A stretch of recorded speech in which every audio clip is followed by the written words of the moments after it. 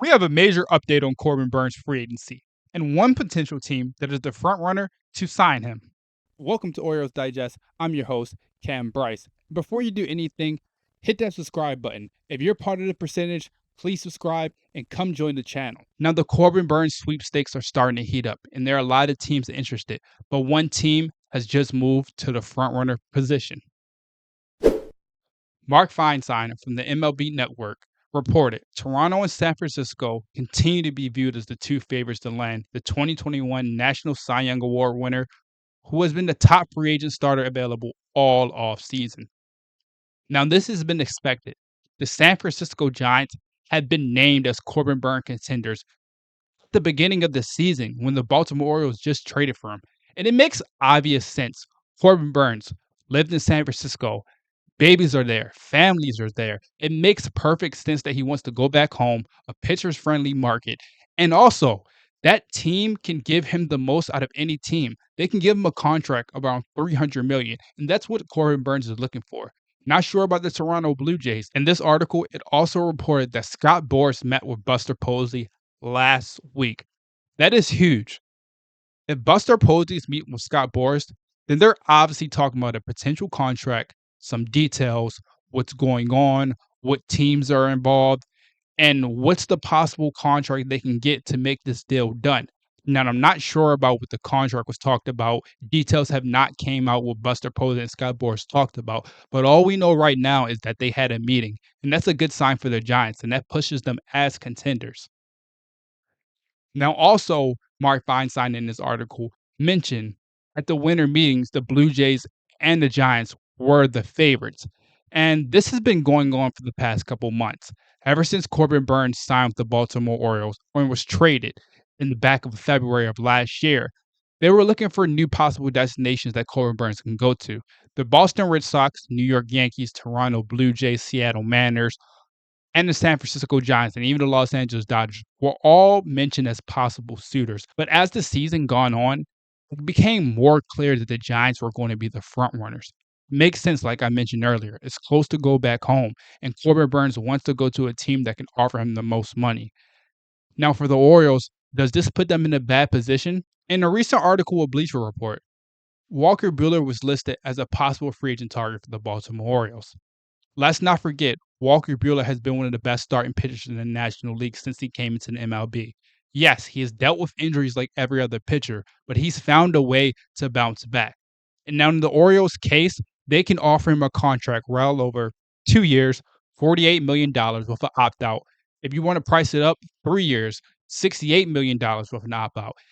Give the opt-out is always an option because most players are likely to sign with an opt-out. So now the Orioles have a hitter's park back now.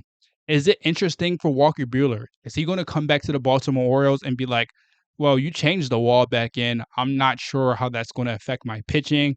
I'm going to go to LA. I'm going to re-sign. There have not been reports that the Dodgers are interested in re-signing Walker Buehler, as their rotation is already stacked, and it's looking like they're going in direction for Roki Sasaki. Once upon a time, Buehler was one of the best pitchers in baseball, but he had to get Tommy John surgery, had to sit out the entire 2023 season. He returned in 2024, but with mixed results, ending with a 5.38 ERA over 75 innings. Despite the setbacks, he still showed resilience. Now entering free agency, Buehler has a chance to start fresh. His current market value is around $3.9 million for a one-year deal. That's something the Baltimore Orioles can afford. With time to recover and prepare for 2025, Buehler could regain his permanent form with the Orioles, and Baltimore Orioles could find an ace-level type of pitcher for this coming season.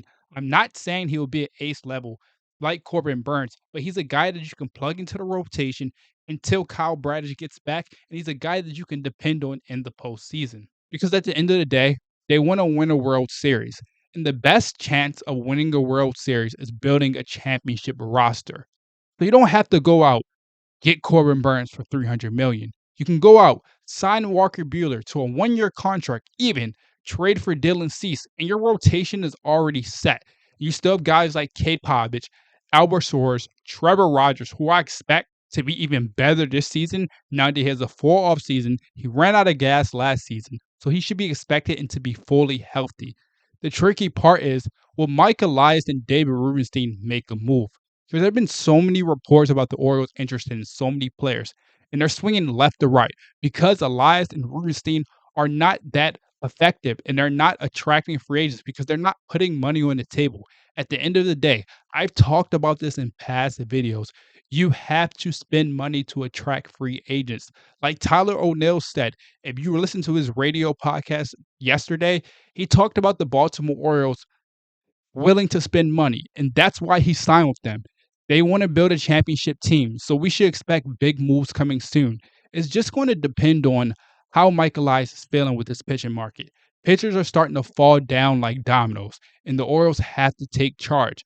I believe Mike Elias and David Rubenstein has a plan. We just have to be patient. Remember last year, Corbin Burnes was not traded into January. So could we see a package maybe that involves Chase McDermott or Ryan Mountcastle, even though the Orioles have publicly said they want to keep Ryan Mountcastle because he's a huge part of this future. But eventually, you have to give up these guys to accumulate a championship roster. Over the next couple of weeks, we will be talking about the Baltimore Orioles. Every day, we'll be getting news about what's happening in the MLB world, and I will be updating you guys every single hour. So I don't want you to miss. Hit that subscribe button and come join Orioles Digest.